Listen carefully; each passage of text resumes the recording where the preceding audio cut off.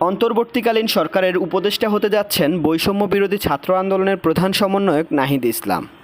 ছাত্র সমাজের প্রতিনিধি হিসাবে তার এই সংযুক্ততা, যদিও এখনও কোনো বিশ্বস্ত সূত্র থেকে তা নিশ্চিত করা হয় নাই, তবে খুব শীঘ্রই তা জানা যাবে শপথ গ্রহণ অনুষ্ঠানে।